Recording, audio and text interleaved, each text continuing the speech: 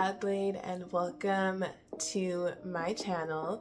In today's video, I'm going to be telling you guys all the things that you need to know before you start interior design school.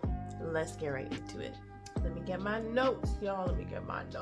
Okay, so the very first thing is, what is interior design? Now, I know this seems like a simple question, but I feel like a very common misconception people have is mixing interior design with interior decoration. Interior decoration is exactly what you think it is. It's just decorating a space.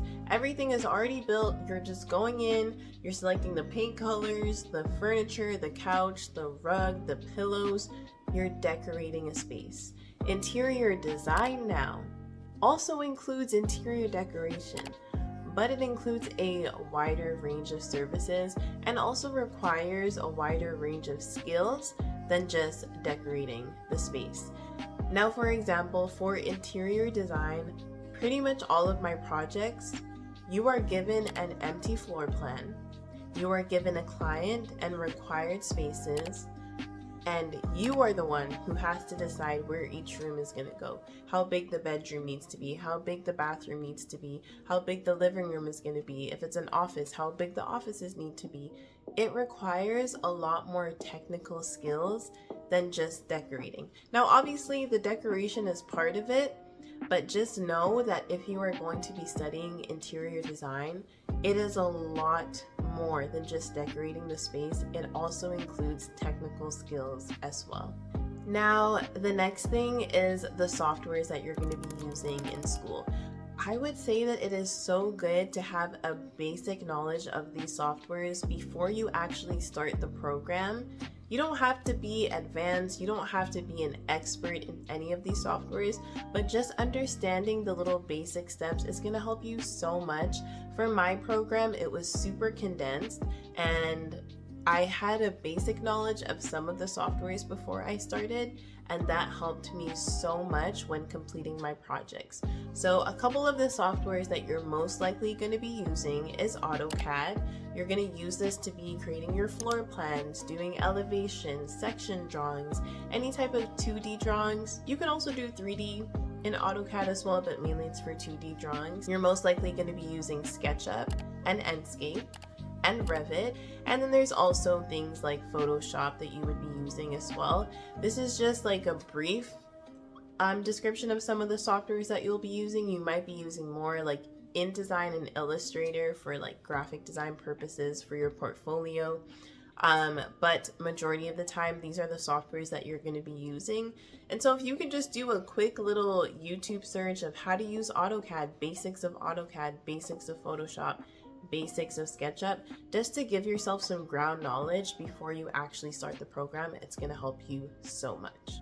Now, the next thing is presentations.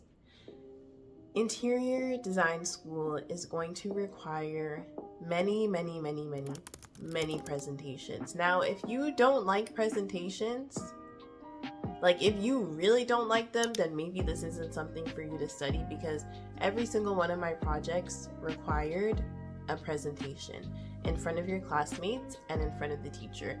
Not only in school, but once you start working and you're having meetings with clients and you're showing them the work that you've done, you're gonna have to be presenting to clients too.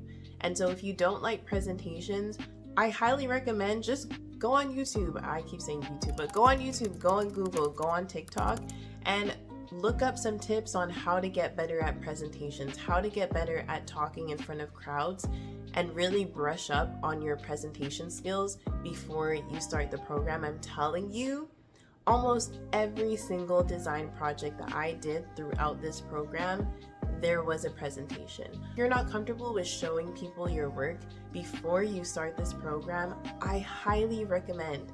It doesn't even have to be a real presentation that you're doing. You could make up a fake project, go in front of your mirror, or even just in front of your camera and record yourself presenting something so that you see what you need to work on. You can even gather some friends together and be like, listen, I might be going to design school and I'm gonna have to do a lot of presentations. Can I do a fake presentation in front of you guys just so that I can practice my skills? I'm telling you, practice your presentation skills.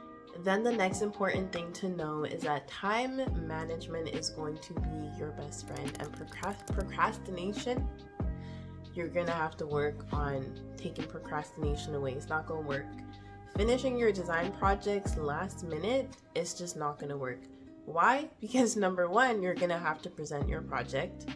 It's not like other programs where if you don't finish your assignment properly, the only person who's gonna see that is you and the teacher and whoever else is grading it, maybe the TA. But with interior design school, yeah, the whole class is gonna see that. You're gonna stand in front of the class and present your project. And if you did it last minute, everybody is gonna know, not just you. The teacher is gonna know, and everybody else in your class is also gonna know. And presenting something that you're not proud of and that you know that you didn't work on properly, and everybody's looking at you and you can tell that you didn't finish your project, that is not good, not a good feeling at all. So procrastination, you gotta practice taking that away, and you gotta practice your time management skills. There's so many things that go into an interior design project, which I'm also going to do a video on as well, so make sure you subscribe so you don't miss out on that video. But there's so many things that go into a design project, and if you don't manage your time properly, like let's say the beginning of the project, you kind of push it back, I'm telling you it's going to affect everything else, because there's so many steps that you have to go through to finish a project. And if you're not good at managing your time and getting each step done on time, it's just going to roll over into the next thing. Start practicing your time management now with whatever other responsibilities that you have in life. Start practicing scheduling your time and really brushing up on time management skills. So important. Then the next thing is about job options, and this is why I mentioned that I do think that interior design is better to study than interior decorating, because the job options, you have so many job options besides just becoming an interior designer. Because the skills that you gain from studying interior design is such a wide range of skills, there's also a wide range of jobs that you can apply for and really be good at, honestly, and also enjoy. For example, you could be a kitchen designer. There's a lot of companies that only focus on the kitchen and bath. They don't do full home renovations. They don't do full home design. They just focus on bath and kitchen. Furniture companies also hire design consultants. So places like CB2 and Restoration Hardware hire design consultants. So you're not necessarily an interior designer, but your job is directly related to interior design. So you're working with clients. Obviously there's an element of sales in there as well. So if you like sales or customer service, this is a perfect job option for you, because you can work for these companies, you're helping to sell their products, but you're also working with clients to determine what's gonna look best in their space. Then there's also like visual merchandisers who will work for retail stores and figure out where everything is gonna go in the store, how you're gonna format everything to make the store look visually pleasing. And then you also have project managers that are overseeing a design project from start to finish, and that's a skill that you learn in design school. There's also lighting consultants, which is kind of, I guess, similar to like the kitchen designer, where you're focusing on one thing. So you're not doing the full project, but you're simply focusing on helping people pick out lighting. Last thing is about drawing skills and whether this is necessary or not. And I feel like this is a question that I got a lot when I was studying interior design, is like, do you have to draw a lot? Do you have to be good at drawing? Now, me personally, I am not the best at drawing, honestly. I could do little simple drawings, like these little abstract drawings that is not really skilled. I can do these, but like technical drawings, I am not the best at. And I did perfectly fine in my program. I did really well. My final portfolio looks good, and I'm not the best at drawing.